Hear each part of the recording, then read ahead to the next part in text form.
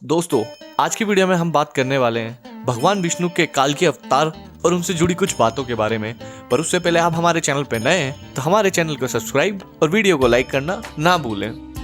जैसा कि आप सब जानते ही होंगे, हिंदू ग्रंथों में बताया गया है कि जब जब धरती पर पाप और अधर्म बढ़ता है तब भगवान विष्णु किसी न किसी रूप में अवतार लेते हैं और पापियों का विनाश करते हैं। चाहे फिर वो नरसिंह का अवतार हो, राम हो, कृष्ण का अवतार, इस बात के सबूत हैं। हमारे शास्त्रों में विष्णु जी के 10 अवतारों का वर्णन मिलता है, जिससे वह अब तक 9 अवतार ले चुके हैं। लेकिन कलयुग में भगवान विष्णु का आखिरी अवतार अभी होना बाकी है। ऐसा माना जाता है जब कलयुग अपने चरम पर पहुंच जाएगा तब विष्णु जी काल्की अवतार लेंगे और कलयुग का अंत करेंगे। काल्की अवतार आज भी लोगों के लिए रहस्य बना हुआ है। हर किसी की ये जानने की इच्छा है कि भगवान विष्णु काल्की अवतार कब लेंगे, कहाँ लेंगे, उनका रूप कैसा होगा। ऐसे कई सवालों के जवाब भगवद गीता में मौजूद हैं। तो आज हम आपको काल्की अवतार के रहस्यों के बारे में जानकारी देंगे। काल्की अवतार कब और कहाँ होगा। भागवत गीता में श्री कृष्ण ने कहा है, जब जब धर्म बढ़ता है तब तब धर्म के लिए अवतार लेते हैं। धार्मिक शास्त्रों के अनुसार भगवान राम और श्री कृष्ण का अवतार भी अपने अपने युगों के अंत में हुआ था। जब कलयुग का अंत आ जाएगा तब भगवान काल्की जन्म लेंगे। हमारे ग्रंथों में काल्की अवतार से संबंधित श्लोक का वर्णन किया गया है, जो बताता है कि कलयुग में भगवान का काल्की अवतार कहाँ और कब होगा और उनके पिता कौन होंगे। भगवान विष्णु के कुल 24 अवतार माने गए हैं, जिसमें से 10 पूर्ण अवतार व बाकी अंशावतार है। इन्हीं अंशावतारों में भगवान विष्णु का एक अवतार था जिसका नाम है हयग्रीव। इस अवतार का मस्तक घोड़े का था किंतु बाकी शरीर मानव का। भगवान विष्णु के इस अवतार को बुद्धि, विद्या, तेज व कुशलता का प्रतीक माना जाता है। इस अवतार में भगवान विष्णु के शरीर का रंग श्वेत है व तथा उन्होंने श्वेत रंग के ही आभूषण भी पहने हुए हैं। इस अवतार को लेने के पीछे हयग्रीव नामक राक्षस से संबंधित एक प्राचीन कथा जुड़ी हुई है, जिस कारण भगवान विष्णु को राक्षस रूपी ही अवतार लेना पड़ा। आज हम इसी कथा के बारे में विस्तार में जानेंगे। हयग्रीव नाम का एक असुर था, जिसने 3 रात माँ आदि शक्ति की भक्ति व तपस्या की। माता ने प्रसन्न होकर उसे दर्शन दिए व वरदान मांगने को कहा। उसने हमेशा अमर होने का वरदान माँ से मांगा, जिसे माँ ने देने से मना कर दिया था, क्योंकि मृत्यु लोक पर जो आएगा उसकी मृत्यु निश्चित है, चाहे वह स्वयं भगवान ही क्यों ना हो।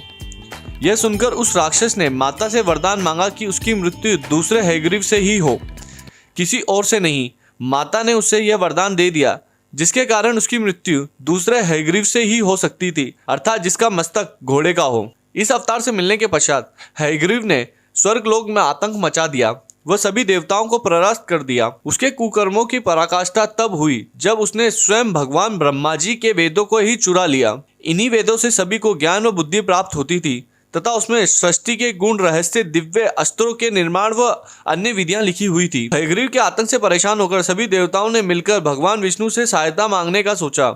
यही सोचकर सभी देवताओं ने भगवान विष्णु के निवास स्थान वैकुंठ धाम पहुंचे, जहां पहुंचकर उन्होंने देखा कि भगवान विष्णु असुरों के साथ लंबे समय के युद्ध के बाद अपने धनुष पर सिर रखकर गहरी निद्रा में सो रहे हैं।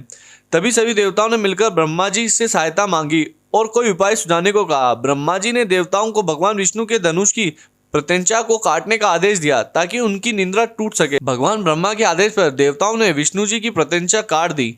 कटते ही इतनी तीव्र ध्वनि हुई कि समस्त पृथ्वी व देवलोक में उनकी ध्वनि के गुंजायमान हो गए।